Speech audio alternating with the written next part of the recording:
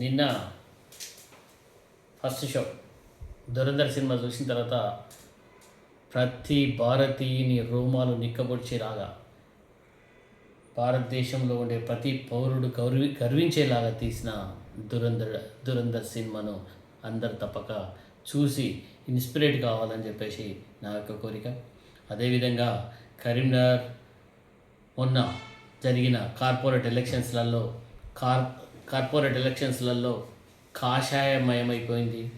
బండి సంజయ్ ఆధ్వర్యంలో ఆయన చేసిన కృషి, ఆయన ఎంపీకి చేసిన ఫండ్స్ ఇవ్వడం వల్ల కరీంనగర్ కార్పొరేషన్ మొత్తంలో మేయర్ పీఠాన్ని అధిరోహించడము, డిప్యూటీ మేయర్ కాడి నుంచి అధిరోహించడము. ఇదే విధంగా రాబోయే ఎలక్షన్స్లలో స్టేట్లో కూడా కాంగ్రెస్ ఇచ్చిన 6 గ్యారెంటీలు కానీ ఏం చేసిండని చెప్పేసి 3,47,000 కోట్లు 27 నెలల్లో అసెంబ్లీ సాక్షిగా నిన్న రేవంత్ రెడ్డి గారు అన్నారు.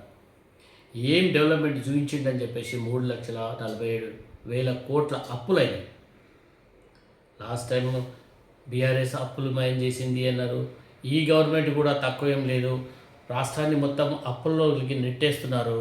సో ప్రతి పౌరుని మీద, ప్రతి హెడ్ మీద, ప్రతి పుట్టిన బిడ్డ మీద అప్పుల భారం అయిపోతుంది. పుట్టే బిడ్డ పుట్టాలంటే భయం అవుతుంది. అప్పుల భారం భరించలేక అసలు వాడికి తెలియక పుడుతున్నాడు, కానీ తెలిసినట్టుంటే వాడు ఆ అప్పుల భారంతో నేను ఎందుకు పుట్టినా అని చెప్పేసి బాగా బాధపడే రోజులు తీసుకొస్తుంది ఈ కాంగ్రెస్ గవర్నమెంట్. అదే కాకుండా 6 గ్యారెంటీలు అన్నారు, ఒక గ్యారెంటీ చేసింది లేదు. రాబోయే ఎలక్షన్స్లలో బీజేపీ తెలంగాణలో గవర్నమెంట్ ఫామ్ చేస్తుందని చెప్పేసి ప్రజలలో ఒక నమ్మకం వచ్చింది. బీజేపీ అయితేనే, నరేంద్ర మోడీ డబుల్ ఇంజిన్ సర్కార్ అయితేనే ఒక విధంగా ఈ తెలంగాణ బాగుపడుతుంది, తెలంగాణ డెవలప్మెంట్ని చూస్తాము అని చెప్పేసి ప్రజలు అందరూ అంటున్నారు.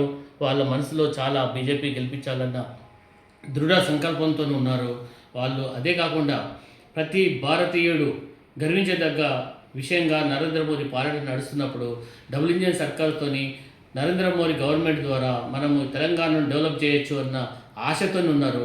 కాబట్టి ఖచ్చితంగా తెలంగాణలో బీజేపీ గవర్నమెంట్ వస్తుందని చెప్పేసి నేను ఖచ్చితంగా విశ్వాసంతో ఉన్నాను. భారత్ మాతాకి జై.